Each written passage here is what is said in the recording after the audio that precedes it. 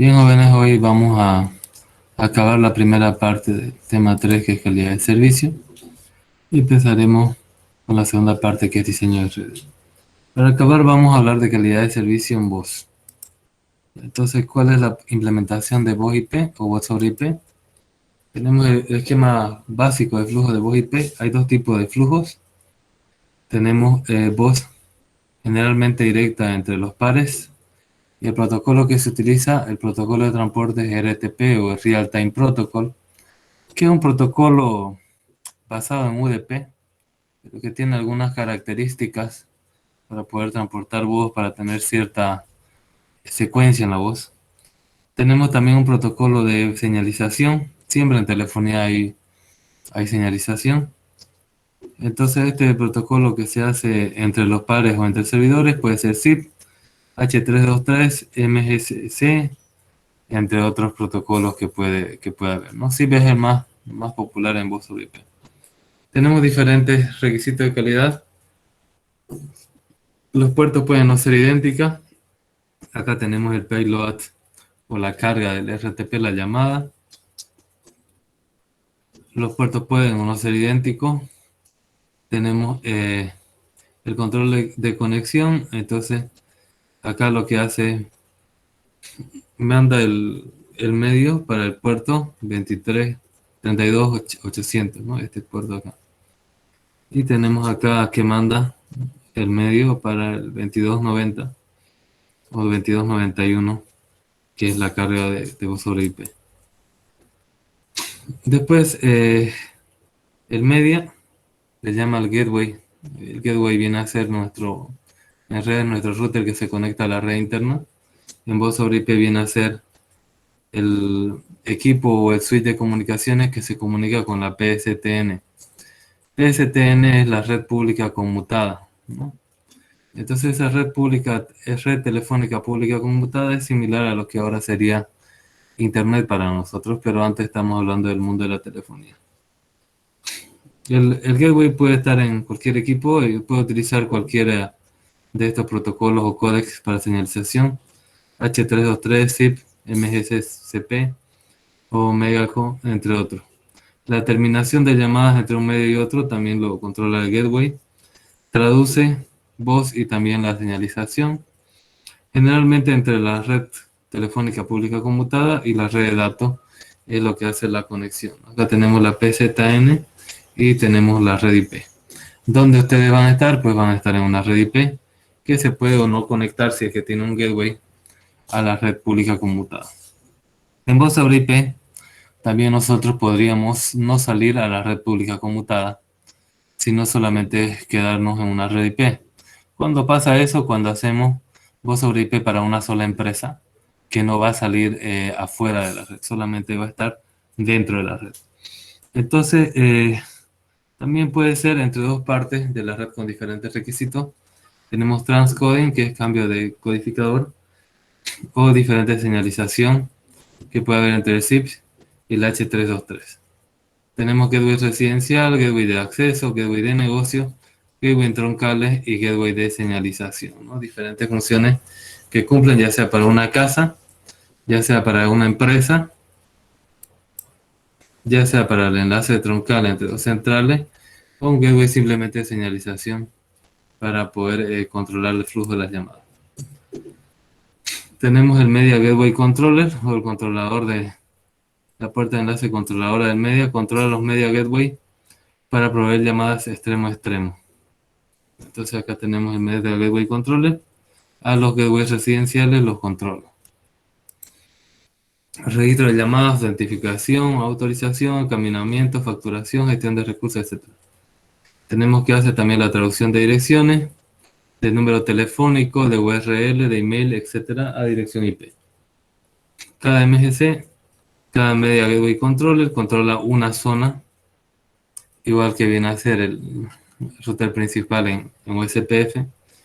Media Gateway Controller en Megaco o H248 son los protocolos que se utilizan. Yo la verdad nunca he configurado el Media Gateway Controller, solamente hasta lo que son los Media Gateway, nada más. Eso se utiliza compañías telefónicas que controlan centralitas que trabajan en voz sobre IP. Normalmente nosotros configuramos voz sobre IP sobre una LAN. Entonces tenemos, se puede llamar Call Agent en MGSP o Gatekeeper en H323. Podemos también otro término que se puede utilizar: Media Center, Telephony Server, Call Manager, Virtual Switch, Soft Switch, entre otros. Voz IP en escenarios privados. Bien, entonces tenemos entre diferentes sedes, ¿cómo es lo que se hace?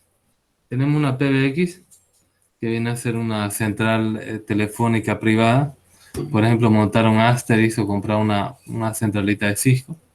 Y eso sirve para cada empresa. Ahora, si nosotros tenemos una sede central y tenemos dos sucursales, pues esa PZN va a ir sobre las operadoras, perdón, el flujo que generan las PBX se van a comunicar sobre la red telefónica pública conmutada, que está manejada por diferentes operadoras, tal como Cotas, Cotecos, Cotel, etcétera, ¿no? en el país. Entonces, este PBX hace de gateway para salir de la red IP a, a la red telefónica. Ahora, si esto estamos hablando de telefonía analógica, en vez de tener una centralita digital como un Asterisk, un gateway, un media gateway, lo que tenemos acá es la centralita barrial, ¿no? En cada barrio hay una centralita de cota donde se comunican los diferentes teléfonos analógicos.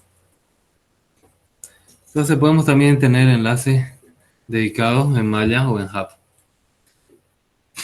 Si es que todos van a ir a la central, se llama hub and spoke.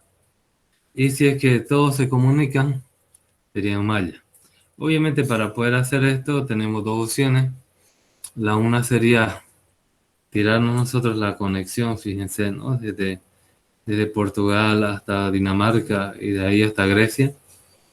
O todas las compañías, las operadoras, nosotros lo que hacemos es un arrendamiento de línea y crean como una red privada virtual solo para nuestra empresa, pero en realidad, pasa, ¿no? Por intermediarios, por las operadoras. Tenemos acá voz y datos, probablemente tenga enlace de datos simultáneos, ¿no? Entonces, tenemos acá el escenario antiguo, donde teníamos la red telefónica por un lado de las PBX y por otro lado tenemos los routers, que son la generación de cada una de las LAN. Entonces había la conexión a las red pública telefónica conmutada y la red de internet. Entonces tenemos dos redes paralelas entre los mismos, entre los mismos, entre las mismas locaciones, ¿no? Los mismos lugares. Entonces la gente ha dicho, si es que nosotros comunicamos los mismos lugares, ¿por qué tiene que haber una red paralela, ¿no? ¿Por qué no simplificamos? Y yo veo que el tráfico de voz puede ser absorbido por la red de internet, ¿no? Por la cantidad de datos que genera. ¿Por qué dejar de usar TDM, multiplicación por división de tiempo?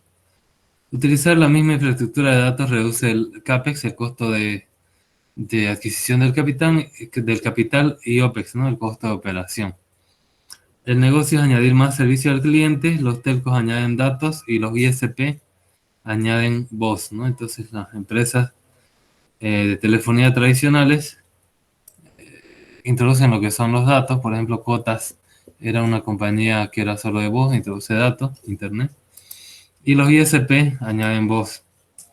En Bolivia no podría darle un ejemplo. Antes había un proveedor de servicio de internet que se llamaba Toborochi, pero de ahí Cotas lo compró. Entonces, bueno, si Toborochi haya añadido voz, entonces ahí estaríamos hablando, ¿no? De eso. Hubo un tiempo que hubo operadores totalmente sobre voz sobre IP, como Bolivia 13, LibreVol, etcétera, pero con las nuevas normativas de telecomunicaciones de 2015 que tienden a la, tienden a la, al monopolio prácticamente de Entel, entonces han perjudicado, ¿no? De que sea más fácil uno que monte su propia empresa de telecomunicaciones, de telefonía. Entonces, bueno, hay un ahorro de costos. Por ejemplo, si ustedes se quejan de que el internet de Bolivia es caro y tiene poca calidad, pues imagínense, comparado con cuando yo tenía su edad y estaba cursando, pues internet de Bolivia ahora es barato y tiene muchísima calidad, ¿no? Entonces, es una evolución que hay constante.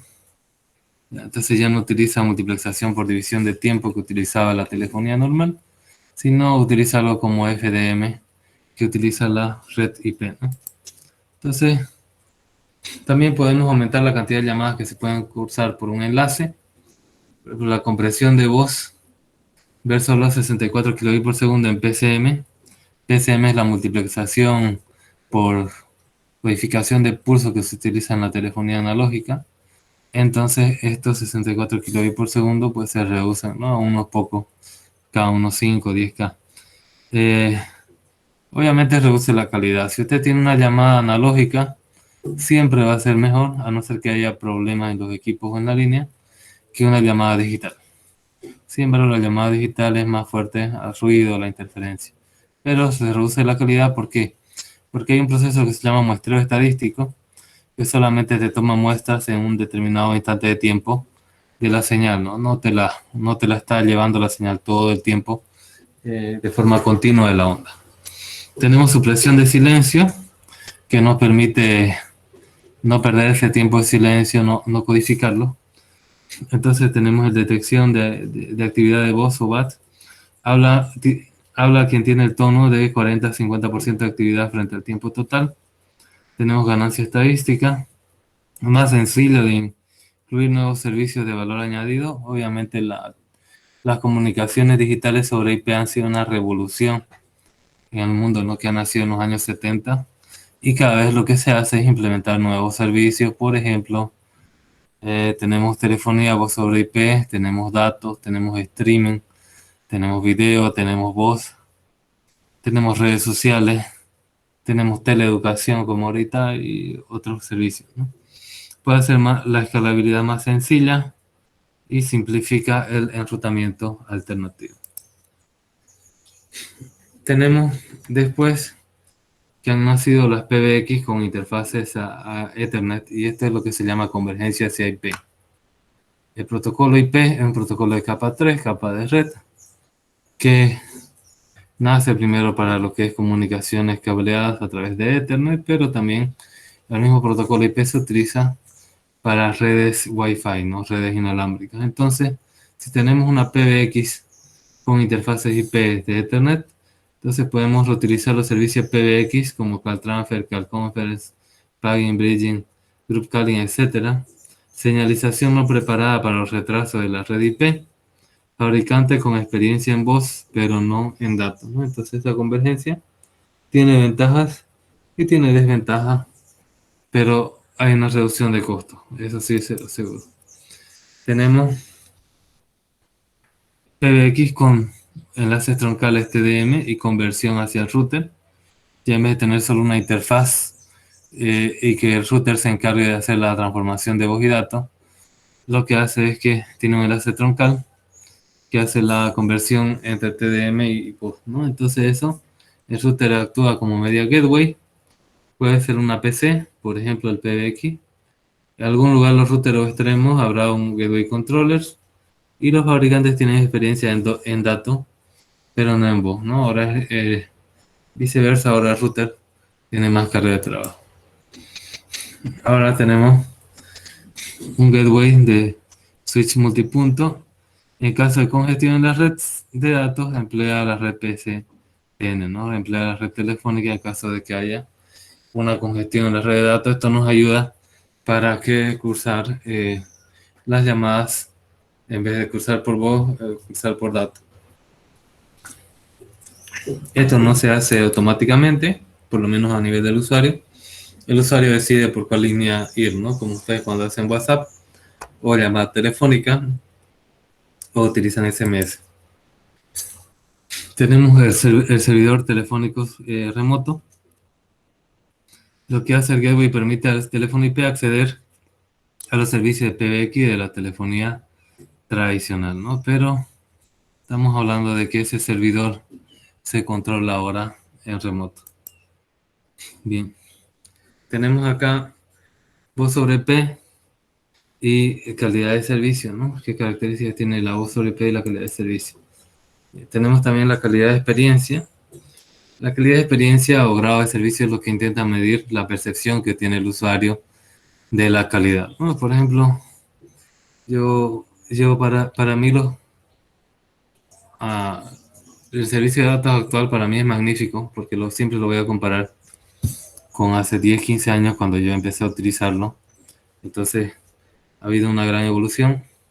Sin embargo, tal vez para ustedes que son más jóvenes, que sean más críticos al respecto, y obviamente por más que yo lo vea magnífico y mejor que cuando yo empecé a utilizarlo, sigo viendo falencias y quiero mejoras constantes, ¿no? Es típico de cualquier usuario pretender que el servicio mejore. Entonces, ese grado de satisfacción mide o percepción mide la calidad de experiencia. Para voz sobre IP o video depende de la calidad del codificador, el servicio ofrecido de la red y la calidad del decodificador.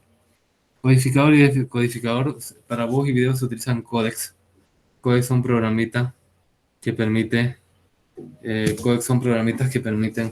transformar lo que es la voz analógica a datos, ¿no? Sí, H323 hace esas conversiones. Pueden ser métricas objetivas o subjetivas, ¿no? Entonces, métricas objetivas significa que estamos hablando, por ejemplo, del porcentaje de retraso, del jitter, etcétera. Pero métrica subjetiva significa usted qué tan bueno ve la red, qué tal vez la llamada, etcétera, ¿no? Todo eso se mide para que las compañías que proporcionan telecomunicaciones mejoren. Tenemos métrica subjetiva para la voz, basadas en la opinión de los usuarios. Tenemos el score de opinión medio, o sea, el puntaje de opinión media, de una media numérica del 1 al 5. El modo definido por la I2T, eso es estándar P800. Tenemos POST, por ejemplo, el servicio POST, que es un servicio de correo, si mal no recuerdo, tiene un MOS de 4.3 y la telefonía tiene un MOS entre 2.9 y 4.1 dependiendo qué sector de la población se le consulta. Tenemos métricas objetivas para la voz, por ejemplo tenemos PEX, Percentual Evaluation of Speak Quality, o evaluación percentual de la calidad del hablado. Y en la I2T P863 se define, requiere la señal original y la recibida para predecir el MOS. El I-Model en la I2T G107 tiene el factor R, tiene en cuenta el vibrate, las pérdidas, el ruido, etc. Por ejemplo, ¿qué significa este modelo matemático de acá? Pues significa que tiene que modelar a través de una ecuación diferencial no solamente los sonidos que tienen las letras, sino también la entonación, sino también la agudeza o los graves, en qué octava está, ¿no? Entonces, hay lenguajes, hay idiomas que son más tonales, como por ejemplo el chino, y hay otros idiomas más simplificados, que son el inglés, bueno, y el español, que es un poco más complejo, pero está un proceso de simplificación en las nuevas generaciones, ¿no? Entonces, todo eso se representa matemáticamente, y ese I-Model es el modelo estadístico de la representación de los diferentes factores de la voz, ¿no? Como esto de acá. Bien, tenemos retardo desde extremo a extremo. En la I2T G114 dice un tiempo de transmisión de un camino. Por debajo de los 150 milisegundos, la mayoría de aplicaciones experimentan interactividad transparente. Si hay un retardo menor de 150 milisegundos, no pasa nada.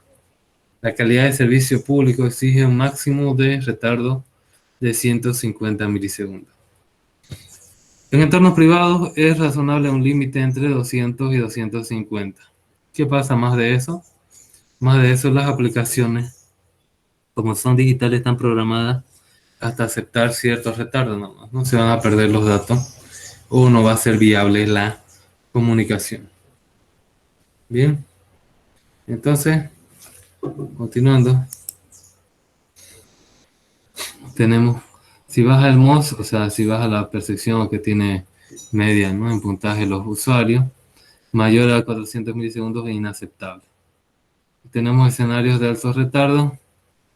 Acá nos dice, ¿no? Usuarios muy satisfechos, usuarios satisfechos, usuario algo insatisfecho entre 300 y 400, usuarios muy desatisfechos y todos los usuarios no satisfechos, ¿no? Si es que tenemos retardos mayores a los 500 milisegundos. Entonces, ¿en qué escenario,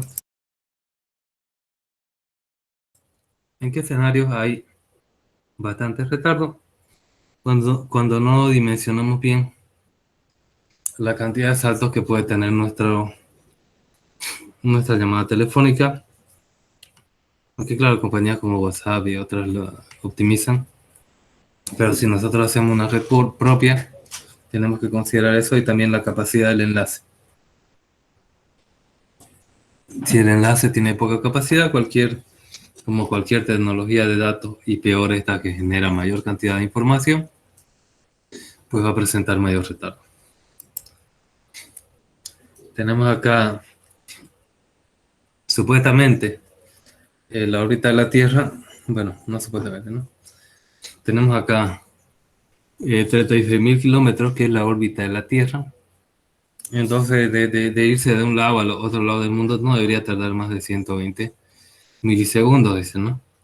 Y si hay que subir el satélite y volver, tenemos dos veces eso, 240 milisegundos, es decir, en ambos casos, pero estamos hablando de algo que cubre mundialmente, ¿no? Y solo es propagación, obviamente, porque va a haber cierto retardo por lo que es sincronía, ¿no?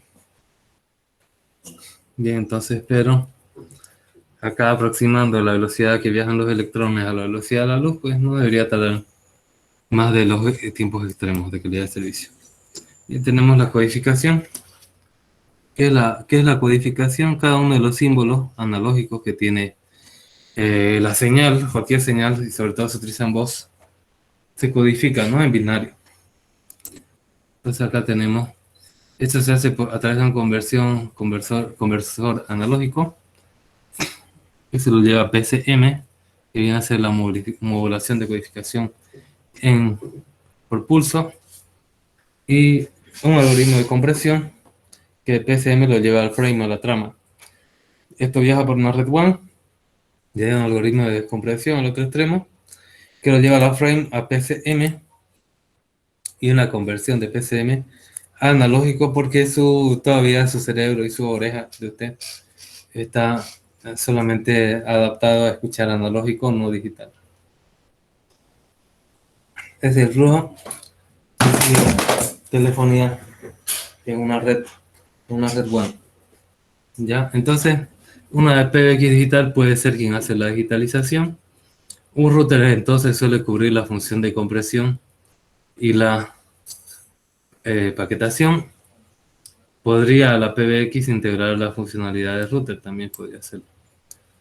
O puede el router implementar también ambas posibilidades. Eso ya en el mundo digital de actualmente ya depende de qué marca ustedes se compren y el router qué capacidad tenga para tener nuevas características, ¿no? Lo que le llaman licencias o features. Bien, cuando nosotros hablamos de telefonía o de videos, hablamos de un término que se llaman codes, que tal vez ustedes cuando piratean películas lo habrán utilizado, porque no los piratas no codifican las películas en ciertos codes que no pueden, las compañías estándares no lo pueden decodificar, entonces se tiene que descargar los codes para poder leer esa voz y esos datos. Y lo mismo en telefonía, tiene que haber unos drivers que hacen la codificación y decodificación de la información.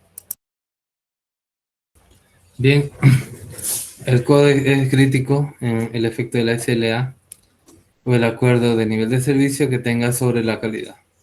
Varía en complejidad, ancho de banda requerido, calidad de servicio ofrecido.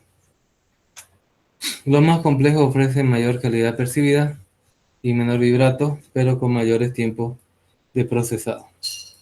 Ejemplo, Tenemos el G711, basado en PCM, o en la movilización de codificación de pulso, simplemente muestreando a intervalos regulares.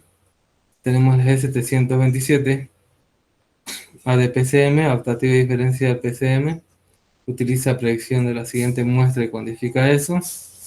Y los G723 y G729 trabajan con bloques muestrales basados en frame para, para las que aplican técnicas de compresión, por ejemplo a SELP, que es Algebraic Code Excited Linear Prediction, o predicción lineal excitada de codificación algebraica como técnica de compresión.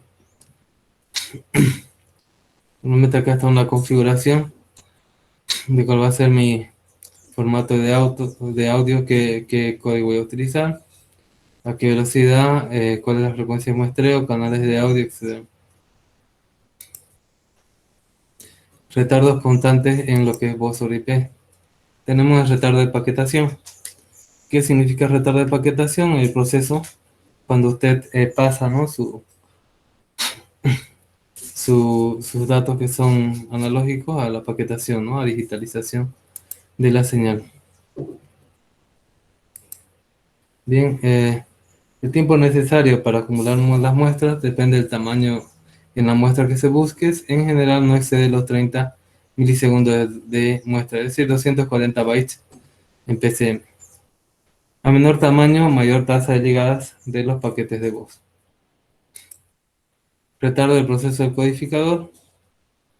Tenemos un procesador digital de señales que tiene un tiempo que tarda para comprimir las muestras. También afecta en la descompresión. Menor se suele juntar al calcular. Depende de un codificador y de su implementación, ¿no? Fabricante en torno de los 2 a 20 milisegundos, ¿no? Tenemos acá retardo de la paquetización, y acá si hubiera una compresión del tamaño. Tenemos el retardo algorítmico, que se mira en la cabecera, ese retardo algorítmico. Los algoritmos de compresión suelen necesitar conocer muestras siguientes para el bloque al comprimir. Esto implica que hay que esperar que se generen.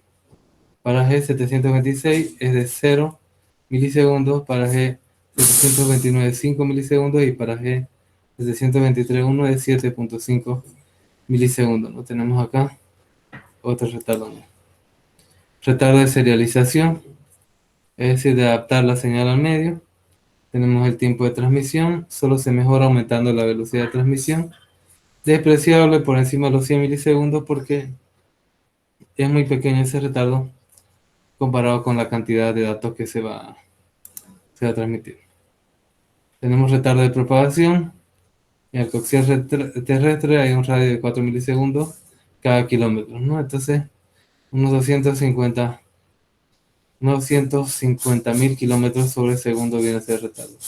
En fibras tenemos 5 microsegundos cada kilómetro, o sea que 200 kilómetros sobre segundo. En coaxial submarino, 6 microsegundos sobre kilómetro, siendo de la distancia en línea recta geográfica, ¿no? A vuelo de pájaro, a línea directa.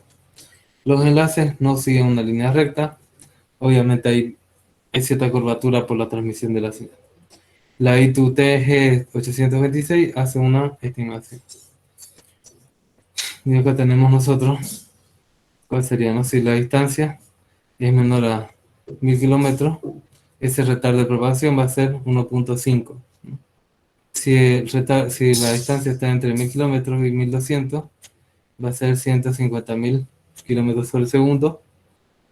O sea, cada 150.000 kilómetros un segundo. Y distancias mayores a 1200 kilómetros, 1.25 por la distancia.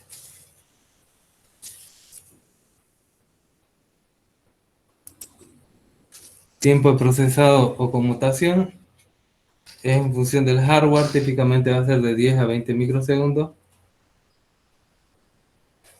Si tenemos nosotros el router que va a ser por software, no físico, va a ser de 2 a 3 milisegundos, es decir, mayor. ¿Por qué? Porque no tiene un equipo dedicado y tiene un equipo compartido para hacer esta misma funcionalidad. Tenemos acá retardos constantes. Ejemplo comparativo, retardo de serialización, de propagación y de conmutación. El paquete de 1500 bytes, unos 200 kilómetros de fibra, un milisegundo de propagación. Tenemos acá retardo de propagación, de serialización que va bajando con la cantidad, con la calidad del enlace. Tenemos acá retardo de propagación que es constante y retardo de conmutación que dependiendo del retardo va a ir subiendo o va a ir bajando, ¿no? Tenemos también retardos variables. Tenemos el retardo por el buffer del jitter o el buffer del playout. Introduce playout delay o el retardo de entrega. Tenemos variación de retardo porque el retardo constante es el receptor. Obliga a la red a tener menor retardo. Si el buffer es demasiado pequeño, obliga a la red a garantizar un jitter bajo, ¿no? Tenemos acá un ejemplo de buffer muy grande y un buffer pequeño. Fíjense en el buffer grande, el retardo playout delay todavía se puede cursar. Por más que sea grande, el retardo se va a cursar. En cambio, si nosotros tenemos un buffer pequeño, esto que acá no se va a poder cursar, se va a perder. Tenemos acá un buffer óptimo que va a ser cabalito, que no pierda o pierda lo mínimo el paquete, para que sea entendible la comunicación. Tenemos acá, ¿cuál es el valor óptimo? Es el del retardo variable entre extremo a extremo. Valores de play out delay en torno a los 40 milisegundos. Se emplea un buffer adaptativo con un valor máximo.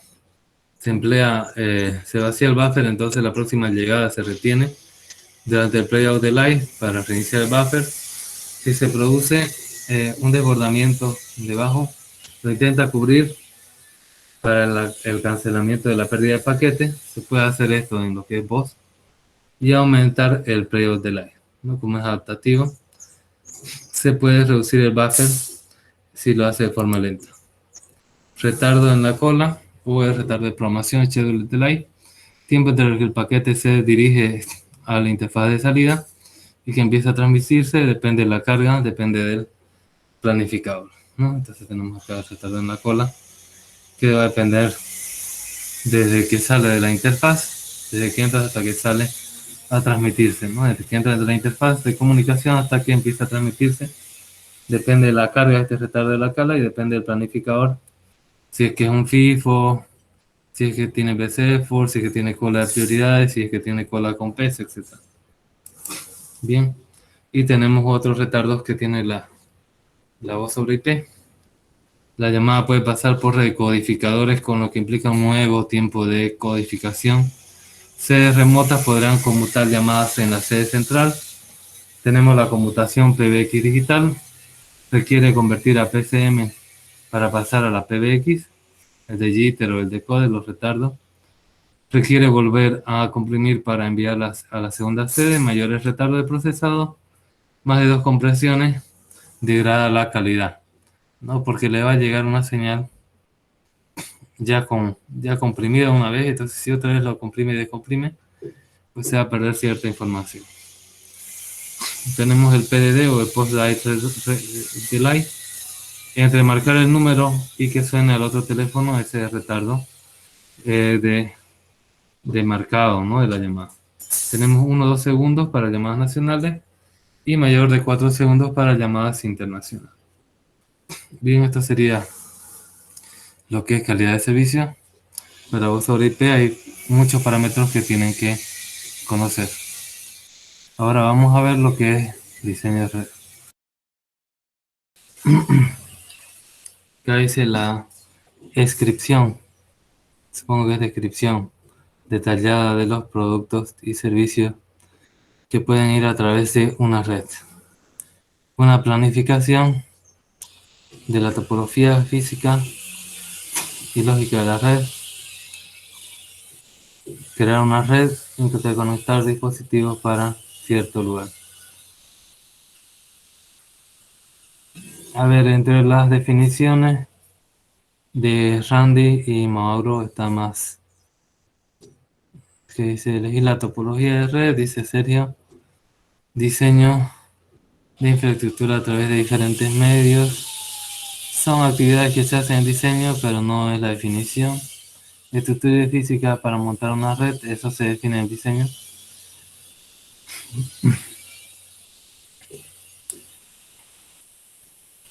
Ya, lo más cercano sería la definición de Mauro Eduardo. Sería la descripción detallada de los productos y servicios que va a tener la red, no que pueden ir a través de la red, que va a tener la red.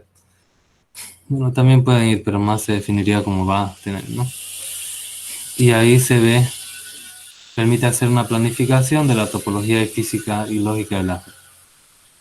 Y con el diseño, después, en otra fase posterior, se hace la creación de la red ya de interconectar los dispositivos para una cierta empresa, ¿no? Una cierta compañía.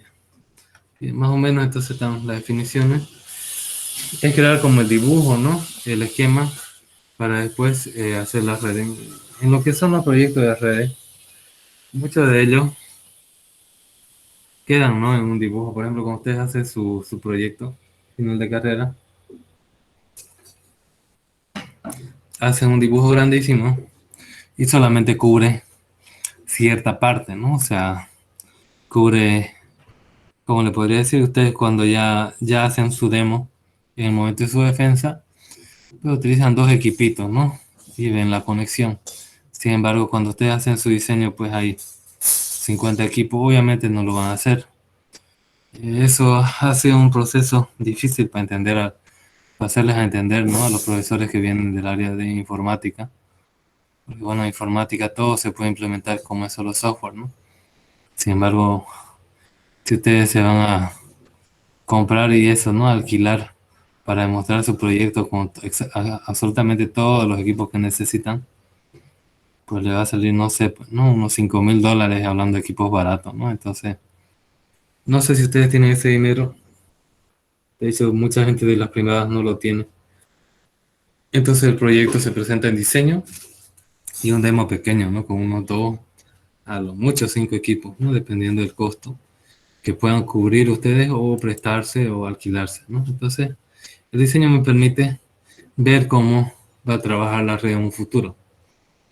Porque son equipos caros, porque no es algo así como el software, ¿no? Sino que es un equipamiento. Entonces yo sí o sí, el diseño es sumamente importante en la actividad del ingeniero en redes. Porque no es, a ver, compremos los equipos y si funciona y si no funciona, compramos otro. No, no se puede hacer eso. Se diseña la parte física y también la parte lógica se lo muestra en simuladores. Y entonces, ¿qué se va a ver en esta primera parte de diseño de redes? Son 10 partes. Tenemos arquitectura Cisco para la empresa. Tenemos el ciclo de vida primero que tenía Cisco, que era Plan, Build, Manage o planear, construir y gestionar. Después ha evolucionado Cisco al modelo PPDIO. Es ciclo de vida esto, no es metodología de diseño de redes, por si acaso.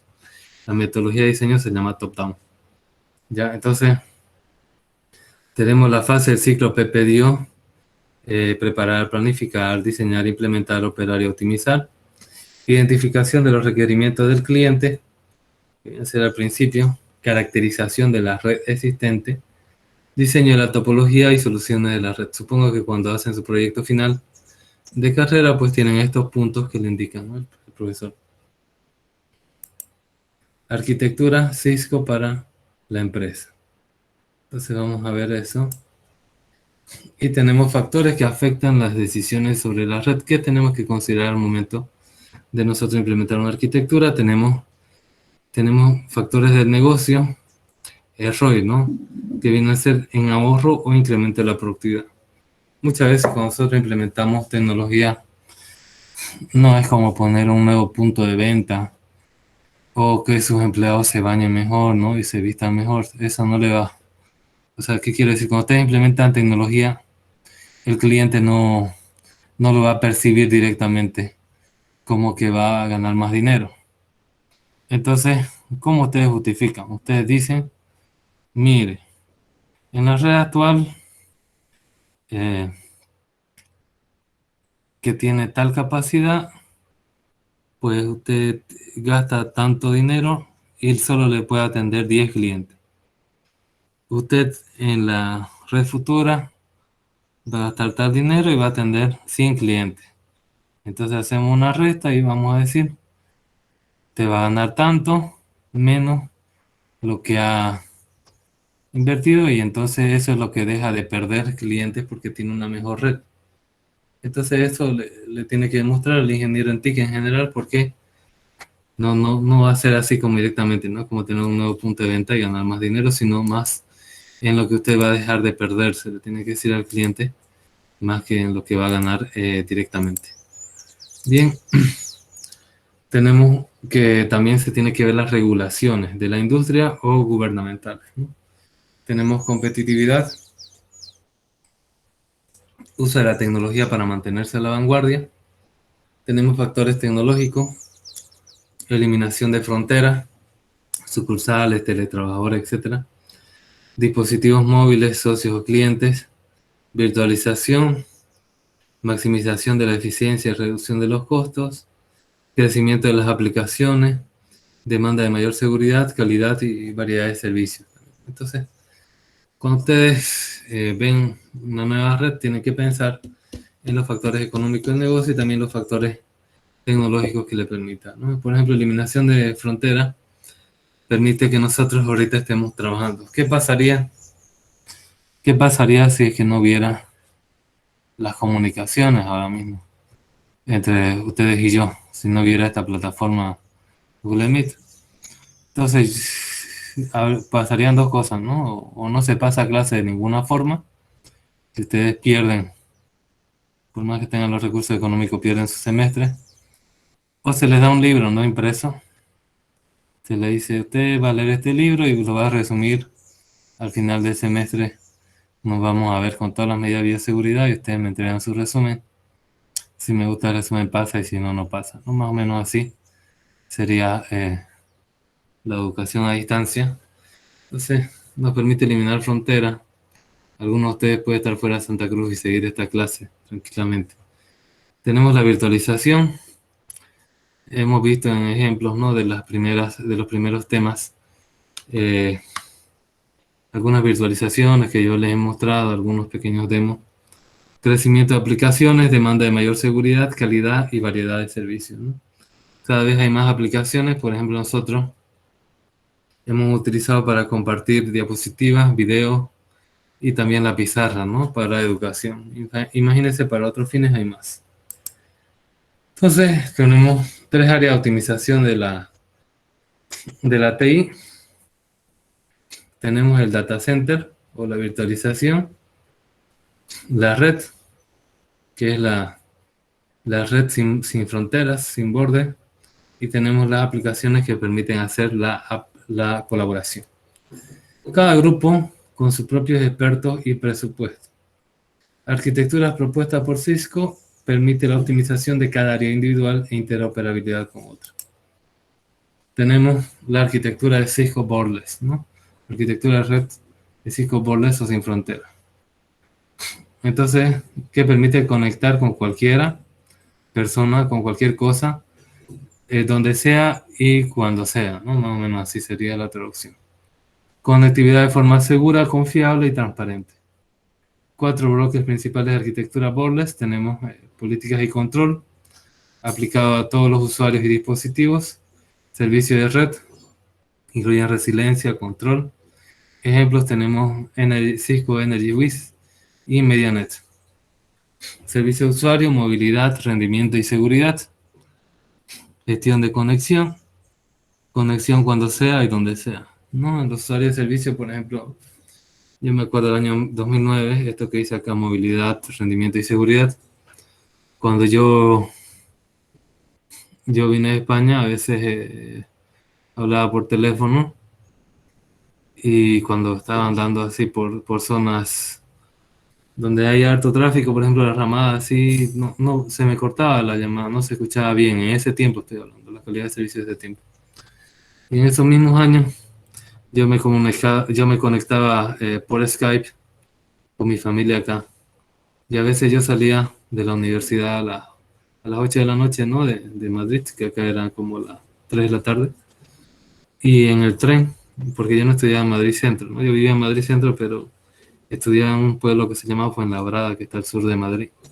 Entonces, en el trayecto que me iba en el tren, yo me conectaba por un pincho, por un USB, ya de una compañía que se llama Orange, que no es la mejor de España, y yo podía hablar tranquilamente eh, y podía ver a mis sobrinos y todo, ¿no? Por la videollamada. Entonces, eran diferentes servicios de usuario, ¿no? Que proporcionaban diferente calidad que me daba de movilidad, rendimiento y seguridad en ambos escenarios, ¿no? El mismo año con la tecnología. Obviamente lo que podía hacer en el 2009, seguramente acá ya lo puedo hacer.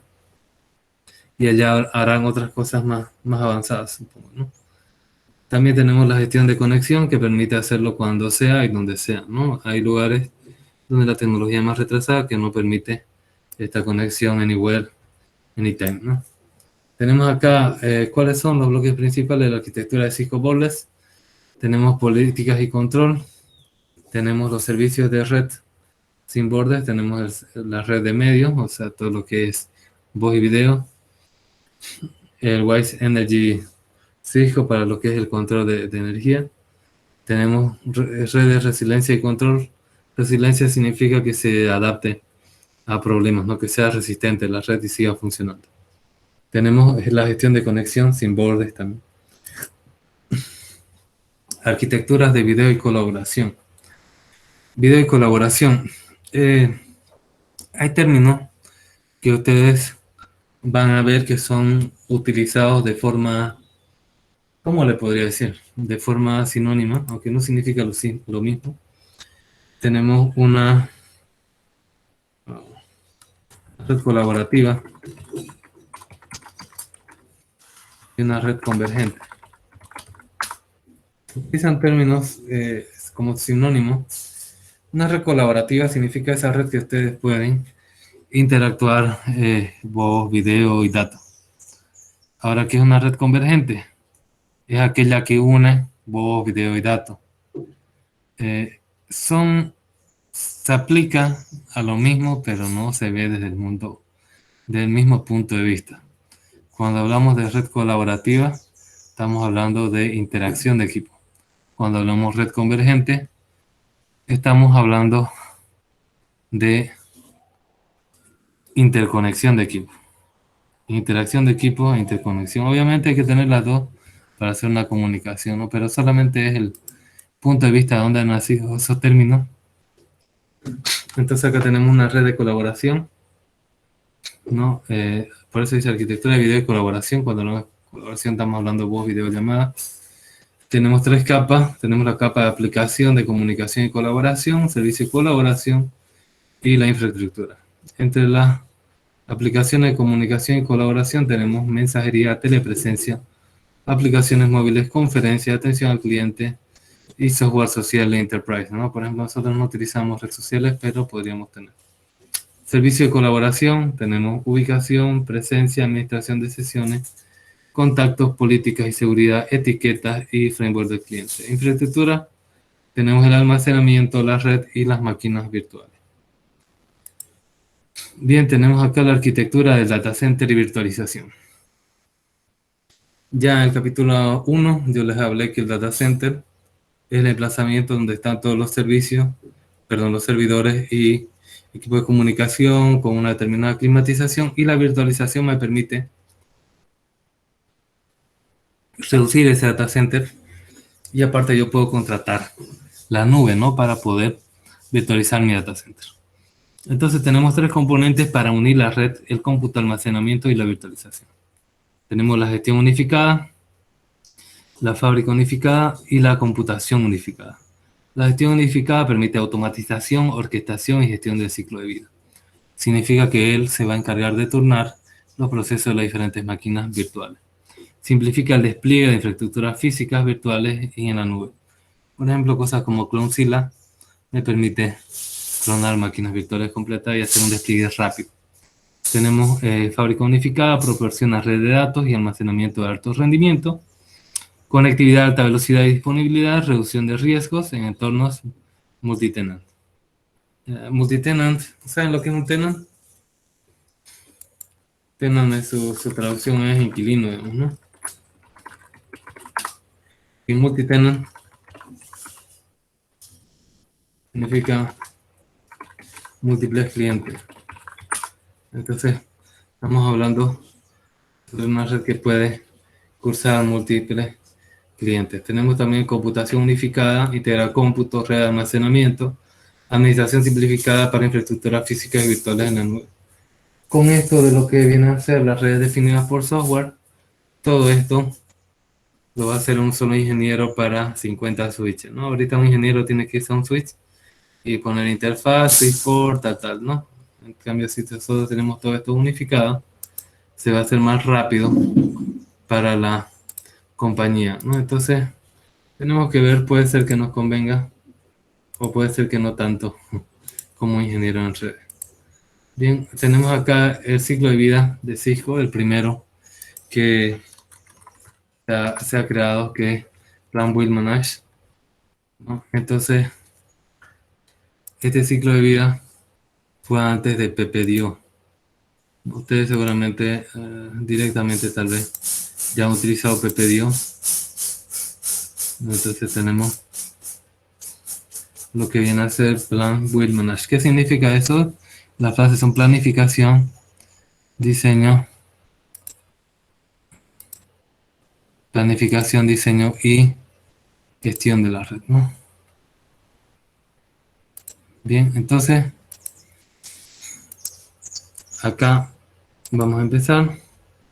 Tenemos el ciclo de vida actualizado propuesto por Cisco. Cada fase tiene su propio proceso. Tenemos la fase de planificación, la fase de construcción y la fase de gestión. En la fase de planificación son los pasos previos para que la red exista. Ahí tenemos estrategia y análisis, evaluación y diseño. En la fase de construcción tenemos validación, despliegue o inmigración. Y en la fase de gestión tenemos soporte de productos, soporte de soluciones, optimización y operaciones de gestión ya cuando está funcionando, ¿no? Capacidad de servicio inteligente. Esta fase se utiliza todavía cuando se recomienda, cuando nuestra red es pequeña todavía. Cuando no es muy grande la red, se hace esa fase, ¿no? Tenemos la fase de planificación. El proceso de estrategia y análisis define la ruta para la transformación de la red. Se desarrolla con una estrategia de ROI medible, de retorno de inversión medible. El proceso de evaluación evalúa el estado actual de la red, compara las mejores prácticas y políticas y requerimientos de la industria, determina las brechas de conocimiento en el equipo de operación de la red. La fase de diseño, el proceso de diseño escalable y resiliente, es decir, que puede adaptarse al futuro crecimiento y debe soportar requerimientos del negocio. La fase de construcción, tenemos el proceso de validación, evaluaciones y laboratorios, confirma si la solución propuesta cumple con los requerimientos de seguridad, disponibilidad, confiabilidad y rendimiento. El proceso de despliegue es la instalación y configuración, interrupciones mínimas de la red de producción, el proceso de migración, enfoque sistemático para la actualización de la red, mejoramiento de las operaciones y control de costos, reducción de costos, riesgos y costos. El proceso, la fase de gestión, tenemos el proceso de soporte de productos, administración de inventarios automáticos del equipamiento de la red, planificación del upgrade de dispositivos, administración de riesgos y disminución de costos. Tenemos el proceso de soporte de las soluciones, tenemos los recursos dedicados y enfocados para el troubleshooting. Troubleshooting es la solución del problema. A un grupo le tocó ese tema, ¿no? Tenemos incrementa el uptime y la producción de empleados, proceso de optimización, tenemos recomendaciones, identificar brecha, provee soporte experto. Proceso de gestión de operación asegura que el staff tenga la competencia necesaria, disminuye el TCO. El TCO es mm, el costo total que tiene, ¿no? La total cost ownership, el costo total de propiedad, el costo total de la red disminuye si es que hay una gestión de operación, porque si no hay la gestión, no se hace el monitoreo y control constante de la red y los equipos se van a degradar y se va a tener que comprar más rápidamente nuevos equipos. Administración de la red y monitoreo proactivo. Todas estas fases, esas tres fases, son un ciclo previo al PPDO que ustedes utilizan seguramente en taller de grado, ¿no? Utilizan PPDO como ciclo, ¿no? Y como metodología de desarrollo utilizarán top-down. Entonces vamos a ver el ciclo de vida PPDIO, ¿no? Es el que se utiliza normalmente. Tenemos 6 fases. ¿Cuáles son sus beneficios? Disminuye el TCO mediante la validación de requisitos y la planificación de cambios de la infraestructura. Estamos hablando de una validación desde la captura de requisitos. Entonces, eso es más rápido que lo que hace el ciclo Plan Build Management, ¿no? Incrementa la disponibilidad mediante el diseño coherente, mejora la agilidad del negocio mediante el establecimiento de requerimientos y estrategias, acelera el acceso a aplicaciones y servicios, mejora la disponibilidad, confiabilidad, seguridad y rendimiento. Tenemos acá la reducción del costo de propiedad, identifica y valida los requerimientos tecnológicos, planificación de cambios de infraestructura, requerimientos y recursos, diseño coherente, alineado con los requerimientos técnicos y objetivos del negocio. Acelera una implementación exitosa, mejora la eficiencia de la red y del estado de soporte. Reduce los gastos de operación, mejora la eficiencia de los procesos y las herramientas de operación. Acá tenemos el incremento de la disponibilidad de la red, evaluación de la red actual y su habilidad de soporte y diseño propuesto, especificar el conjunto apropiado de versiones de hardware y software y mantenerlos actualizados, diseño sólido. Tenemos también validación de operaciones de la red, pruebas del sistema propuestas ante su despliegue, mejora de las habilidades del staff. Cada uno tiene, idealmente en cada fase debería haber, por ejemplo, un diseñador de red, uno que capture los requisitos, etcétera, etcétera. Muchas veces no pasa eso y solo un ingeniero hace toda la fase. Monitoreo proactivo y evaluación de tendencias, identificación proactiva de las brechas de seguridad y planes correctivos. También mejora la agilidad del negocio. Agilidad del negocio significa adaptarse rápidamente a cambios que nos da el cliente o la situación, estableciendo requerimientos de negocio y estrategia de tecnología, preparación de sitios para soportar el sistema a implementar, integración de los requerimientos tecnológicos y los objetivos de negocio en un diseño sólido y detallado, instalación, configuración e integración por parte de expertos, mejoramiento continuo del rendimiento. Aceleramiento del acceso a aplicaciones y servicios, preparar las operaciones de la red para soportar las tecnologías y servicios planificados, mejorar la eficiencia de estrategias de servicios, incrementando la disponibilidad, capacidad, recursos y rendimiento, mejorar la disponibilidad, confiabilidad y estabilidad de la red y las aplicaciones, administración y troubleshooting de problemas que afecten al sistema. Acá tenemos cuál es el ciclo de vida, que pidió qué significa cada una de esas fases. Tenemos la preparación, que es la fase previa a todo. Tenemos la planificación, que dice así, voy a hacer primero esto, donde hago mi cronograma. Tenemos el diseño, donde ya hago el diseño físico y lógico. Lo valido el diseño para pasar a la implementación, donde despliego ya la red real. Ustedes, cuando hacen su proyecto de grado, pues hacen una fase previa que se llama el perfil del proyecto, ¿no? Donde hacen situación problemática, objetivos, todo eso. Y las 3 primeras fases de top-down. Así lo hacen, ¿no? ¿O me equivoco?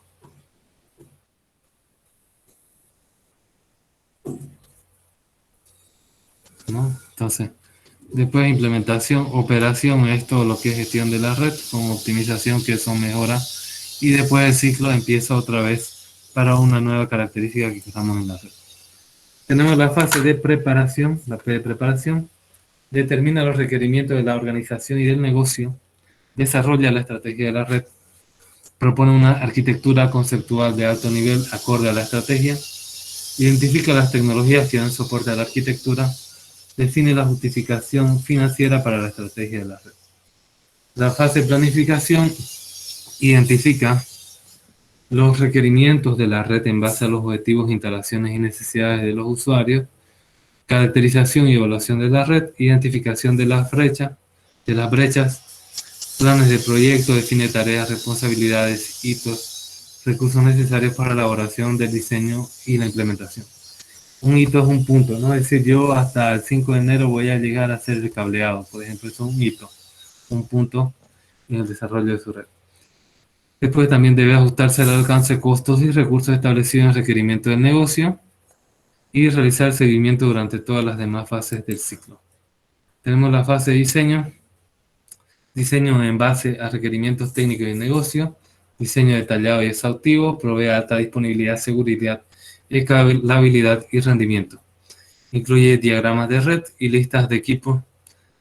La fase de implementación comienza después de haber probado el diseño, instalación y configuración de acuerdo a la fase de diseño, anuncio de cambios en reuniones de control de cambios. Para cada paso de la implementación, tenemos la descripción de directrices detalladas, tiempos estimados, pasos de rollback, etc. Pruebas de cada cambio después de su implementación. Tenemos la fase de operación.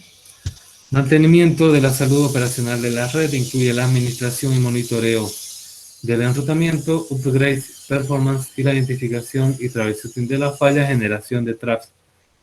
Al alcanzar umbrales, los traps vienen a ser logs o trampas para capturar cierta información para ver si alcanzamos o no algún nivel.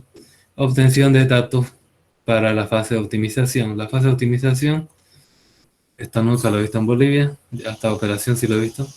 Es una administración proactiva, posible creación de nuevo diseño de la red, detección de demasiados problemas, mejoramiento de rendimiento o resolución de aplicación. Bien, ¿qué tenemos entonces como entregables del proyecto? ¿Qué es lo que yo tengo que entregar cuando yo hago un proyecto siguiendo este ciclo PPDOO, que normalmente va a estar con top-down? Y cuando ustedes hacen cualquier proyecto de redes, se tienen que centrar en dar esos productos al cliente. Bueno, son estos entregables. A ver, dice una pregunta, dice: no siempre se puede garantizar la alta disponibilidad, ya que muchas veces las empresas no cuentan con presupuesto. Claro, hay que explicar eso a las empresas, diciendo, ¿no? Si usted se va a contratar 10 megas, esta red le va a asegurar tal porcentaje de la operabilidad, porque eso es lo que me entrega mi ICP, ¿no? Y yo no puedo ir más allá. Entonces, si usted tiene dos enlaces redundantes, por ejemplo, se compra dos enlaces de internet, adquiere, entonces usted va a tener una mejor disponibilidad, ¿no? Entonces, todo eso hay que explicarle al cliente, y cada cosa que él quiera tiene un costo, ¿no? Entonces, no siempre se puede asegurar la alta disponibilidad. Bien, ¿qué entregables tenemos que tener en el proyecto? El diseño de alto nivel, requerimientos técnicos, de negocio y arquitectura propuesta. Estamos hablando de diseño físico. Tenemos el diseño de bajo nivel, la topología, modelos específicos, versiones del software y las IP que vamos a usar. Enrutamiento, redundancia, seguridad. Tenemos la facturación de materiales, partes numéricas, descripción y cantidad, y el plan de migración de la red. Todo eso es diseño lógico, ¿no? Tenemos el plan de implementación de la red, también se debe entregar. Pasos para la instalación, configuración y verificación.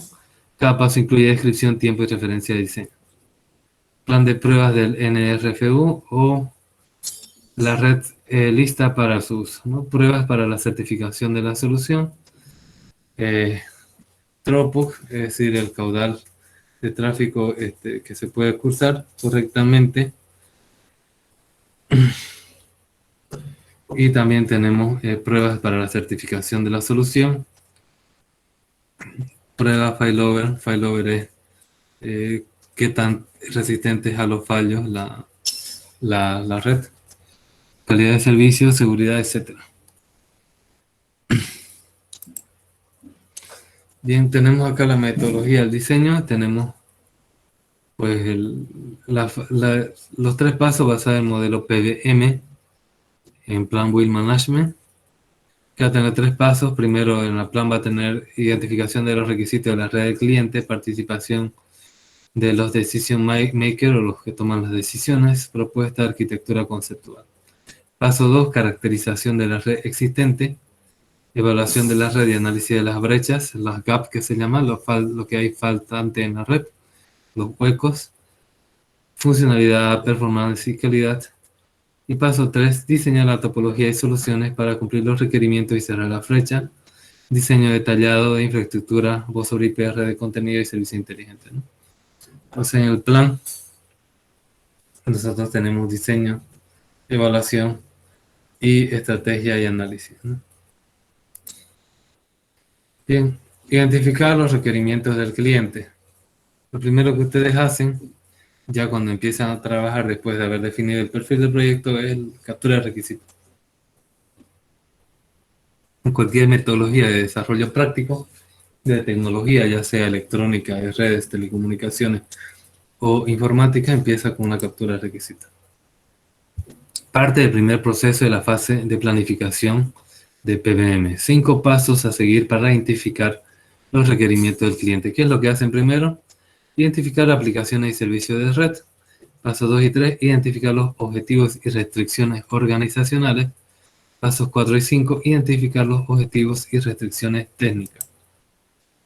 Entonces acá tenemos identificación de aplicaciones y servicios de red, definir los objetivos organizacionales, definir las restricciones organizacionales, definir los objetivos técnicos y las restricciones técnicas. Las organizaciones pueden tener restricciones por su tamaño, por la legislación, etcétera, etcétera.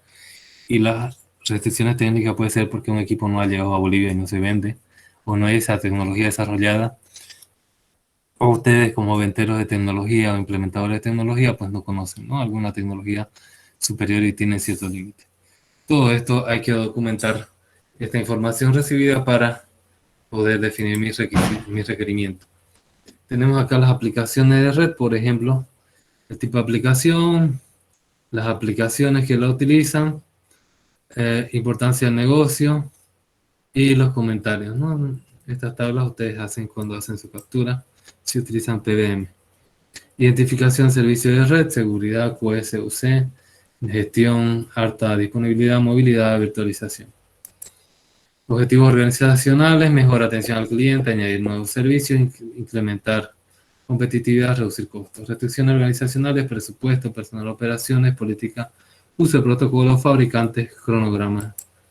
Objetivos técnicos, mejorar los tiempos de respuesta de throughput, disminuir fallas, tiempo de inactividad, simplificar la administración de la red, mejorar la seguridad, mejorar la confiabilidad de aplicaciones críticas, actualización de tecnología y mejorar la escalabilidad. Restricciones técnicas, cableado existente inapropiado para nuevas tecnologías, ancho de banda escaso para nuevas aplicaciones, soporte requerido, o equipamiento o aplicaciones que son legacy, no son aplicaciones propietarias que ustedes tienen que utilizar.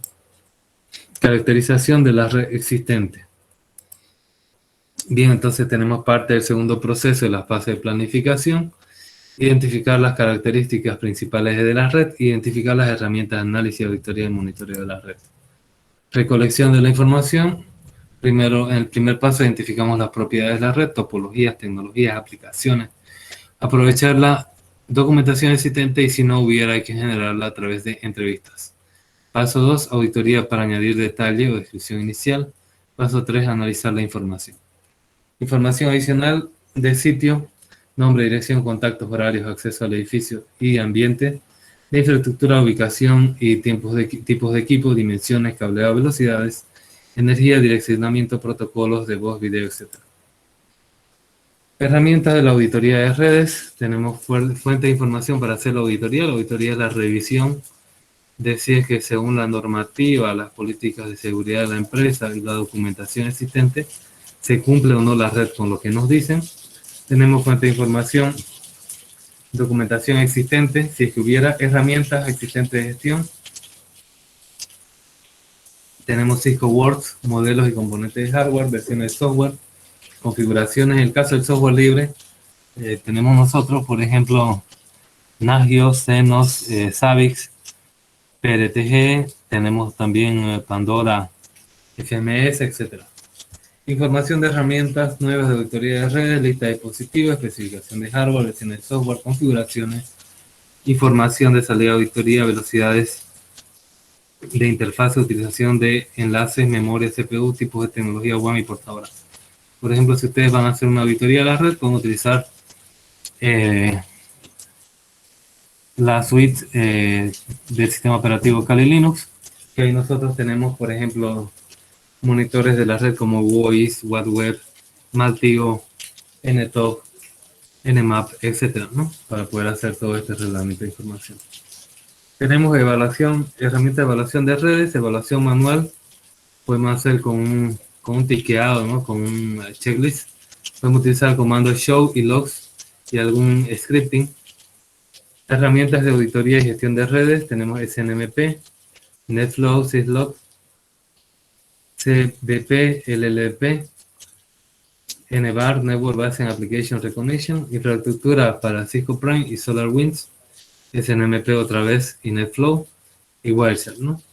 Herramientas adicionales, tenemos Air Manager, Analyzer Pro, que es para redes inalámbricas, Canon Site Survey para redes inalámbricas también, y Landward Network Security Scanner, ¿no? Para ver qué puertos están abiertos en mi red. Tenemos acá algunos comandos útiles para ver, por ejemplo, Show Environment, Process CPU, Version, Memory, Logic Interface, Policy Map, Interface, Running Config, Startup Config y PKCheck Flow, ¿no? Entre otros comandos que le sirven para poder hacer auditoría de un router, ¿no?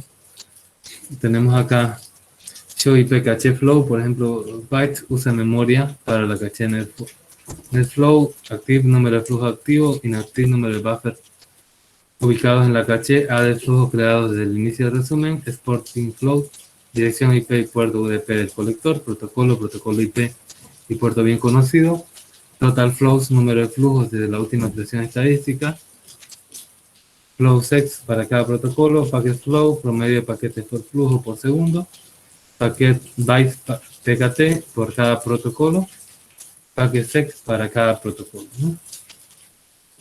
Y tenemos listas de verificación de la red, somos checklist, ayuda a determinar el estado de salud de la red, usar switches y no hub para nuevos enlaces. Esto sea tal vez antiguo, va a llegar un momento que va a decir utilizar switches multicapa en vez de switch de capa 2, no saturar enlaces WAN, una utilización menor al 70%, porque sabemos que hay picos o ráfagas en la red, tiempo de respuesta menor a 100 milisegundos, comúnmente 2 milisegundos en las redes LAN. El broadcast y la multicast tiene que ser menor o igual al 20% en todos los segmentos, no más de un error CRS por cada millón de bytes, colisiones de segmentos Ethernet de menor a 0.1%, CPU no mayor a 75% por periodo de 5 minutos, output QEV drops menor o igual a 100 durante una hora en cualquier router, input QEV drops menor a 50 durante una hora en cualquier router, buffer misses menor igual a 25 en una hora en cualquier router, ignore packets menor o igual a 10 en cada hora en cualquier interfaz, habilitar calidad de servicio en aplicaciones sensibles al tiempo o el ancho de banda. Bien. Tenemos el diseño, continuando el diseño de la topología y soluciones de la red. Esta parte va a ser un poco más interesante. Ya hemos capturado los requisitos, ya hemos identificado cómo está mi red, entonces yo voy a diseñar. Entonces tenemos el enfoque top-down. ¿Qué dice el enfoque top-down? Comienza en la capa superior del modelo OSI en aplicación y adapta la red e infraestructura física a los requerimientos de las aplicaciones. Paso, análisis de los requerimientos organizacionales y de las aplicaciones. El segundo paso, diseño desde el tope del modelo OSI. Definir requerimientos de las capas superiores, especificar la infraestructura de las capas inferiores. ¿Qué serían estos dos? ¿Alguien me puede decir? Obviamente hay requerimientos, recolección de datos adicionales, ¿no? Pero estos dos, ¿qué serían? Cuando yo defino requerimientos de las capas superiores y yo cuando especifico la infraestructura para las capas inferiores, ¿de qué estoy hablando? En el diseño desde el tope del modelo OSI estoy hablando de qué?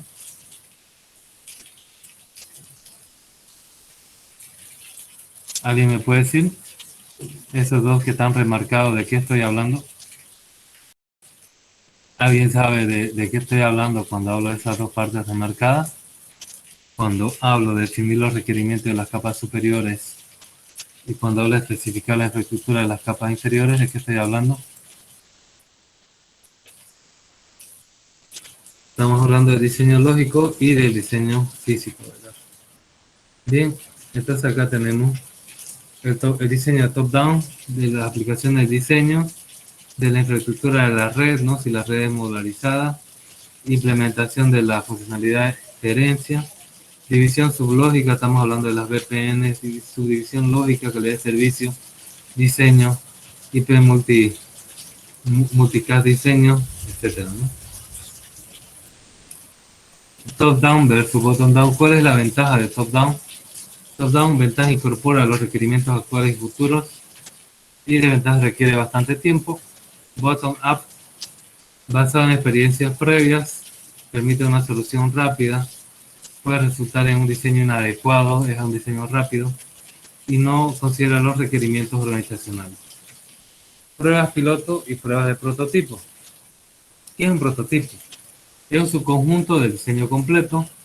Pruebas en un entorno aislado sin conexión a la red existente. Pruebas piloto, porción real de la red de producción, permite descubrir problemas del mundo real.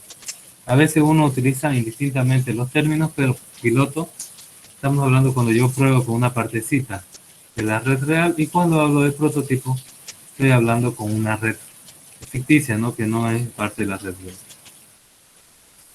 Prueba exitosa, valida el diseño y permite pasar a la fase de implementación WIL.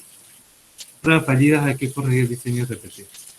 Documentación del diseño, contenido a grandes rasgos que tiene que tener la documentación del diseño, requerimiento del negocio, arquitectura previa, requerimiento de la red, información del diseño, planificación y configuración. Secciones incluir una introducción, que es el propósito y motivo del diseño de la red, requerimiento del diseño, requerimiento y restricción del negocio, infraestructura de la red, diagrama de red, versiones hardware y software, configuración y estado actual. Diseño incluye diagramas, direccionamiento, protocolos, pruebas de concepto, pruebas piloto o de prototipo, plan de implementación, paso detallado a seguir y apéndice. Todo eso tiene que incluir su diseño. Fase de implementación tiene varias etapas y pasos a seguir dependiendo qué usted va a implementar, qué tecnología, qué software, qué hardware. Considerar para cada paso la descripción, referencia al documento del diseño, directrices detalladas de la implementación, verificación de la red, directrices detalladas de rollback, tiempo estimado de la implementación. Acá tenemos algunas referencias adicionales que se puede ver, bueno, se podía ver antes del cambio de lo que es la versión de sí, ¿no? Bien, entonces, con eso acabamos lo que es la primera parte de diseño de redes. Vamos a estar en unas 4 clases más con esto.